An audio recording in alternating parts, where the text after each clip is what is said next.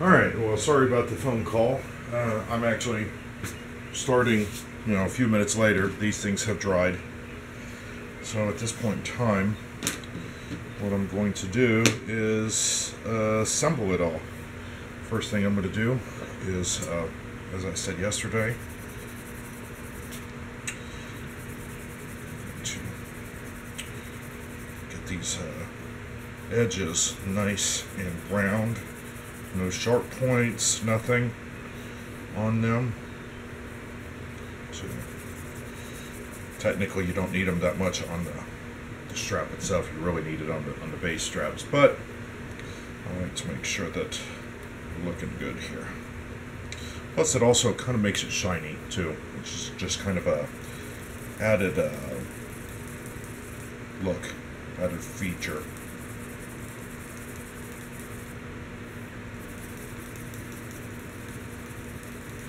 A little bit of friction goes a long way.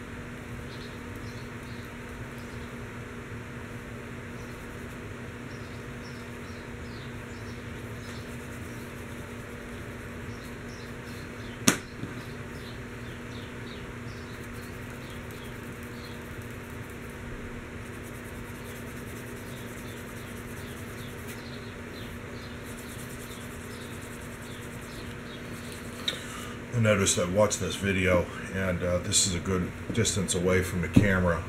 The next time I do this, I'm going to see if I can put the camera maybe to the side where it's a little bit closer to where I'm working, so you can see a little bit better. I apologize. I'd say I'd maybe even do it right behind me, but I don't know if I could even fit it back here.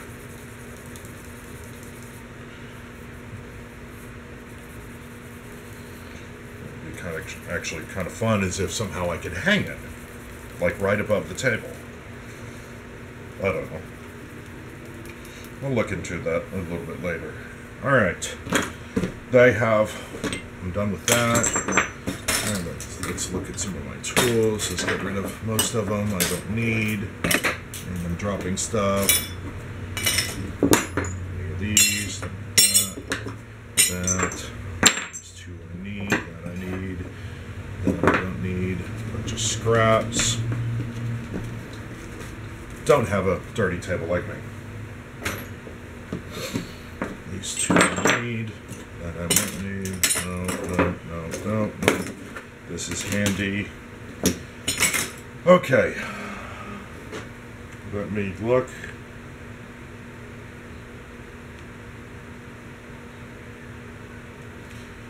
Make sure my size I'm making for. Double, triple check. Alright, 6 to 7 inches, make it up to 8 inches. Alright. So, 8 inches is obviously this long. Hence, I cut this for 8 inches. the person's wrist is somewhere between 6 and 7 inches, which means I like to have some sort of an overlap, because if you don't, you end up getting a pinching effect where skin can pinch.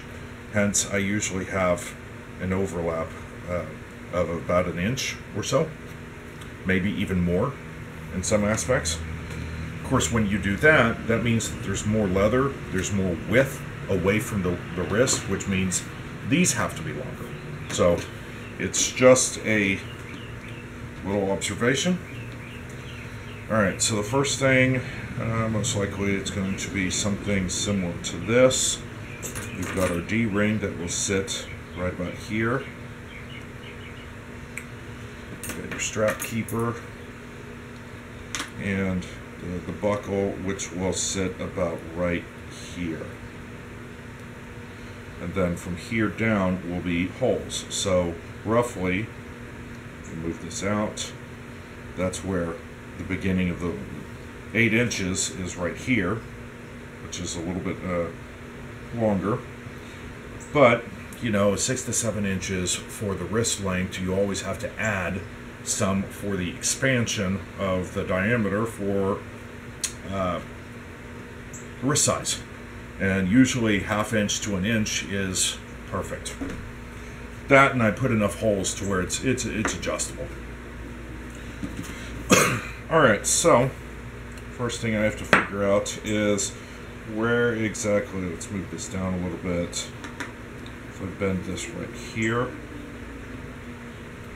it will roughly be like this.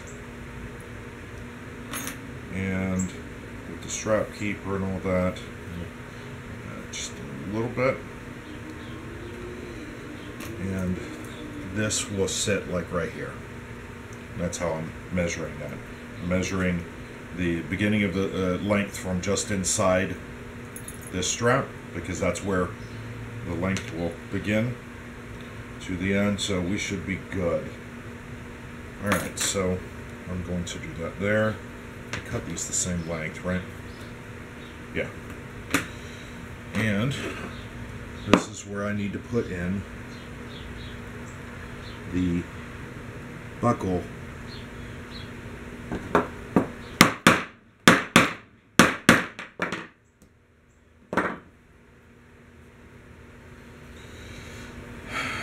Now, I did this in a little bit different order just to illustrate a few things purposely.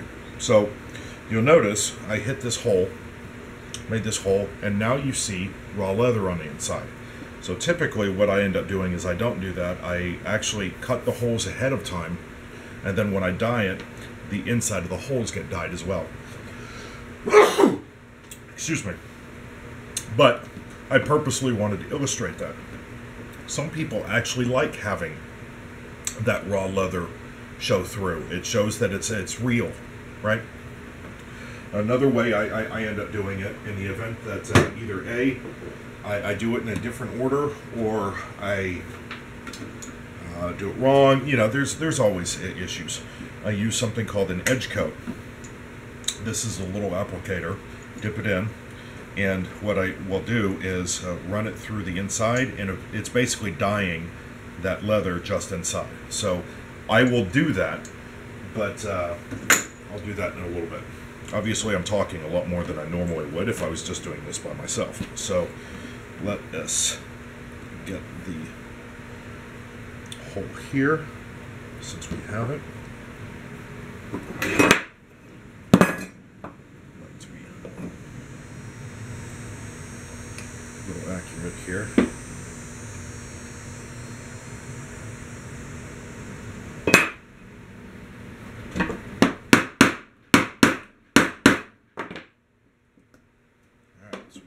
Those holes. That'll be easy enough to put the buckles on. Let's put these out of the way. Don't need any worry about that. The rest of the holes are the ones that we need to pay attention to. So what I have done, since I didn't do the holes first, a lot of times it's easier. This is why doing it in order can affect the amount of time you take doing these dramatically. That's the whole purpose. And part of this is I wanted to just show you different aspects, and you can see common pitfalls that occur when you do things in different order. I learned this the hard way. So what I was talking about was I was actually thinking about doing the hardware, doing this, the strap keeper, and then doing the D-ring, and then cutting the strap holes. But this means I will have to edge paint this and this first, let it dry, then come back, put all the hardware on, then cut those holes. Technically I'm done at that point in time, but making the cuffs and then adding edge paint in those holes again. So if I would have done all of those holes right from the get-go, I wouldn't have had to do those steps. But like I said, excuse me, something in my throat. I'm actually going to do what I described and edge paint the inside of those. That way, the only thing you see is black and silver. There will be no raw leather whatsoever. So let me see if I can get this a little bit closer to you. It's basically a little roller. I'm not sure if you can see this or not.